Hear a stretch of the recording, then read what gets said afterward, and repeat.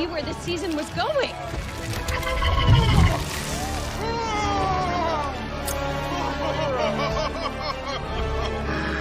Yeah, come at me, bro!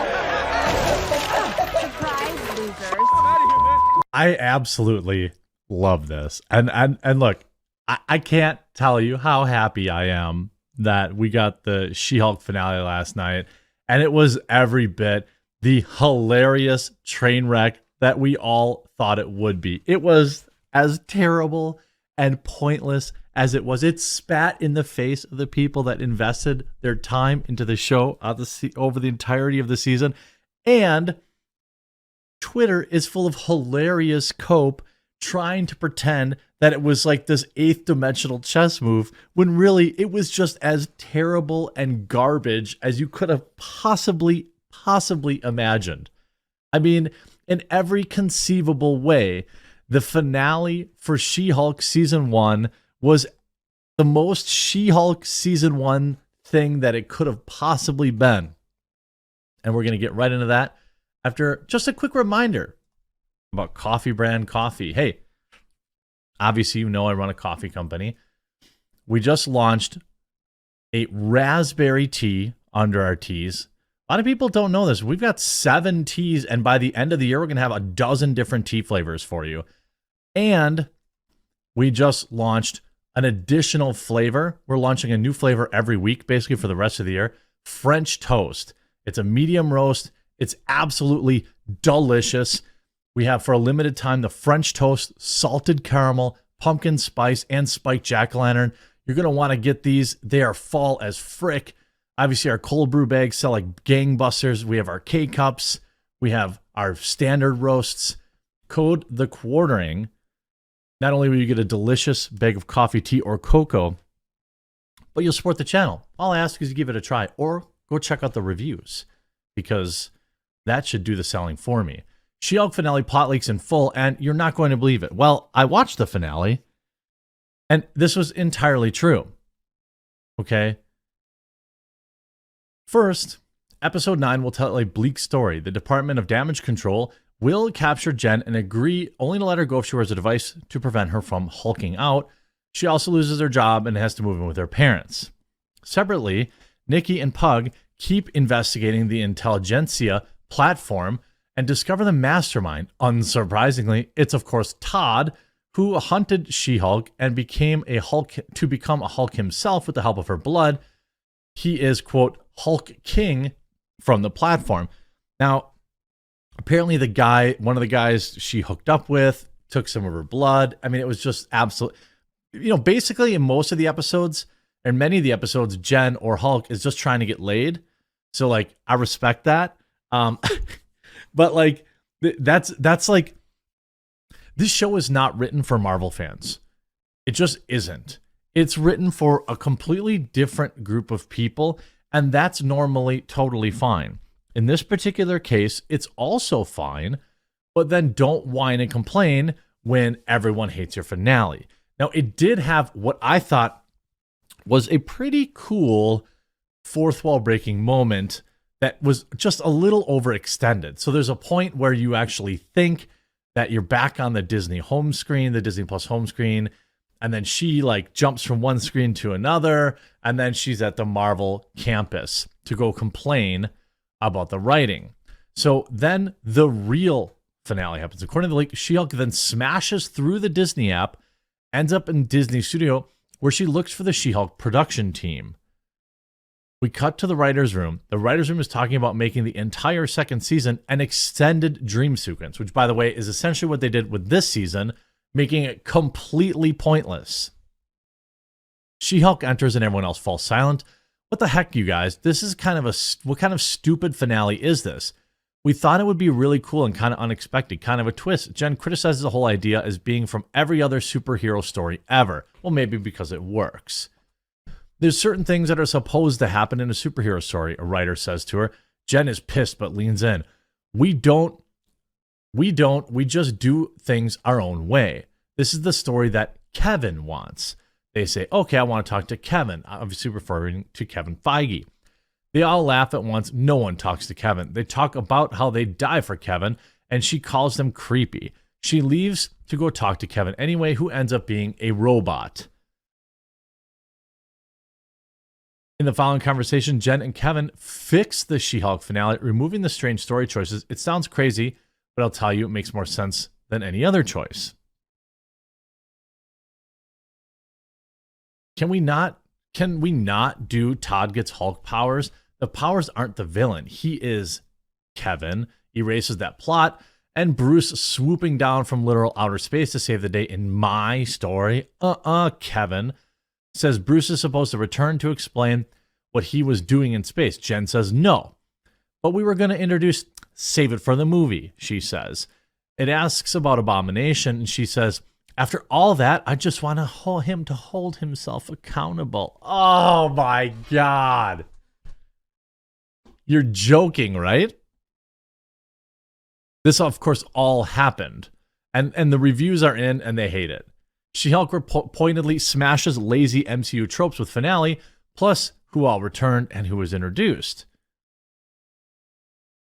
Why are angry dude bros so mad that She-Hulk exists? More gaslighting. I don't actually care that She-Hulk exists. I love it because we get to laugh at it. And that's a different form of entertainment.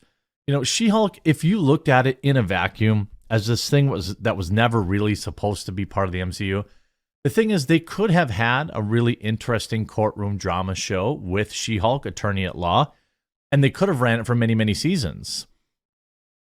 But they chose to do this. The finale, which they passed off as like this, we're so much smarter than the billions and billions of dollars that Marvel has made with this existing formula, so we're going to do our own thing. They try to pass that off as like, again, like a fourth dimensional chess move, but what it really exposes is through 8 episodes, they still had no idea what they were doing or how to end it. She-Hulk Attorney at Law finale review. There's meta, and then there's this. I mean, it was so over the top, you know, that it was ridiculous. Marvel fans react to the wild She-Hulk finale. A wild fourth wall breaking She-Hulk finale has Marvel fans losing their minds. I will give it this, okay? She-Hulk does have probably the most Easter eggs of any Marvel show. I know, I'm going to give it some praise. She-Hulk has some of the most interesting, like deep cut homages or Easter eggs, I think probably of any Marvel show I've seen. If I'm wrong, let me know in the comment section down below. But I will say, like, it does have a lot of cool call outs to different things in Marvel. So many member berries that you get distracted from the terrible writing. Oops, that compliment took a U-turn. But what this show was really designed for is Yas Slay Queen weirdos on Twitter. Now, is there enough of them to actually bring a season 2? I don't know. The She-Hulk finale should rewrite its own rewrite. She-Hulk Attorney at Law messed with fans the entire season. Do you want Daredevil? Wait until episode 8. Do you want a big Hulk-sized villains? Well, it's a guy named Tom Phelps, sort of. Instead, almost every character in the series returns, including Ruffalo, in a scene of pure pandemonium, which made no sense also. Jennifer Walters stops She-Hulk dead in its tracks and says exactly what we're all thinking at home. This can't possibly be where this season was going.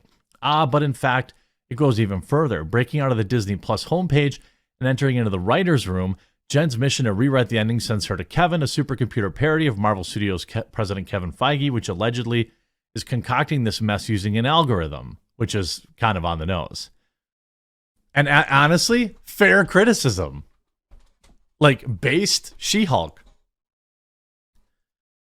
At no point is she wrong. The show did do that to her.